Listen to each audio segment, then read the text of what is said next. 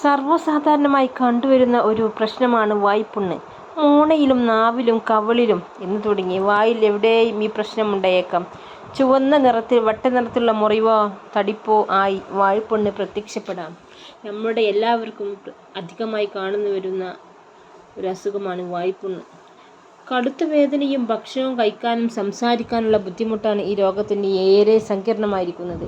ഇതിൽ നിന്നുണ്ടാകുന്ന കടുത്ത നീറ്റലും വേദനയും ഒരാഴ്ച വരെ നീണ്ടു നിൽക്കാം. ഇരുമ്പ്, ഫോളിക് ആസിഡ്, വിറ്റാമിൻ B12 എന്നിവയുടെ അഭാവം മൂലമുണ്ടാകുന്ന വിളർച്ചയാണ് ഇതിന് പ്രധാനമായി. വെണ്ണ, ചിലതരം ധാന്യങ്ങൾ, പഴങ്ങൾ എന്നിവയുടെ അലർജി മൂലം വായിൽ വ്രണങ്ങൾ ഉണ്ടാകാം.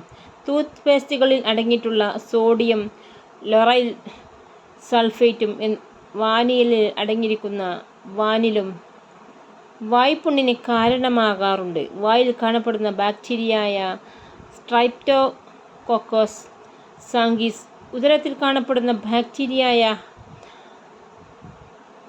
ഹെലിക്കോബാക്ടർ പൈലോറി എന്നീ രോഗാണുക്കൾക്കെതിരെയുള്ള ശരീരത്തിൻ്റെ പ്രവർത്തനം കൊണ്ടും ഈ പ്രശ്നമുണ്ടായേക്കാം. അൾസറേറ്റീവ് കൊളൈറ്റിസ്, കോൺസ് ഡിസീസ് എന്നീ ഉദരസംബന്ധമായ രോഗങ്ങൾക്കും ബന്ധപ്പെട്ടും വായ്പുണ്ണ് പ്രത്യക്ഷപ്പെടാം. ഇത് വയറുവേദന, വയറിളക്കം, ദഹനക്കേട് എന്നീ രോഗലക്ഷണങ്ങളോട് കൂടെ അതിനു മുന്നോടിയോ വരാവുന്നതാണ്. പോഷകാഹാരക്കുറവ് ഉണ്ടെങ്കിൽ വൈറ്റമിൻ ഗുളികകൾ കഴിക്കാം. ചെറു ചൂടുവെള്ളത്തിൽ ഉപ്പിട്ട് കവിൾ കൊള്ളിക്കുന്നത് വായ്പുണ്ണിന് വേഗത്തിൽ ശമനം നൽകും. വീണ്ടും മുറിവുകൾ ഉണ്ടാകാതെ നോക്കുക. വേദനയ്ക്ക് ആശ്വാസമേകാൻ ലിഗ്നോകെയിൻ എന്ന മരുന്നടങ്ങിയ ജെല്ല് ഉപയോഗിക്കാറുണ്ട്. പെട്ടെന്നുള്ള രോഗശാന്തിക്കായി സ്റ്റിറോയിഡ് അടങ്ങിയ മരുന്നുകൾ 3 മുതൽ 5 ദിവസം വരെ ഉപയോഗിക്കാവുന്നതാണ്. ഇത് ദീർഘകാലം ഉപയോഗിക്കുന്നത് നല്ലതല്ല.